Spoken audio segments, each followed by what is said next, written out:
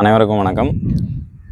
Last வீடியோவில் வந்து இடசாரியாக வந்து வீச்சை வந்து கோர்த்து வீசுறதை பற்றி பார்த்துருந்தோம். இன்றைக்கி வந்து வலப்பக்கமாக வலது கால் முன்னாடி வச்சு எப்படி வீச்சு எடுக்கலாம் அப்படிங்கிறத பார்க்க போகிறோம். வலது கால் முன்னாடி வச்சுக்கணும், 2 வெளி வீச்சு, அதே போல் 2 வெளி வீச்சு, 1 உள் வீச்சு. சரியா? 1 2 காலை முன்னாடி எடுத்து வச்சு கம்பு உள் பக்கமாக போய் நிறுத்துறது 1 உள் வீச்சு.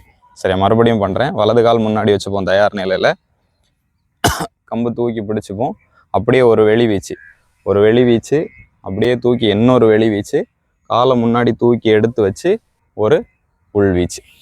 மறுபடியும் 1 வெளி வீச்சு, இன்னொரு வெளி வீச்சு, தூக்கி வச்சு 1 உள் வீச்சு. இதை அப்படியே வேகமாக பண்ணி பார்க்கணும். மறுபடியும் வெளி வீச்சு, வெளி வீச்சு, உள் வீச்சு. இந்த கடந்த வீடியோவில் வந்து இடது பக்கம் பண்ணுறது எப்படின்னு பார்த்துருந்தோம். இப்போ வந்து இது வலசாரி, இடது பக்கமும் வலது பக்கமும் பண்ணி கோர்வையாக எப்படி வீசுறது அப்படிங்கிறத அடுத்த வீடியோவில் பார்க்கலாம். நன்றி.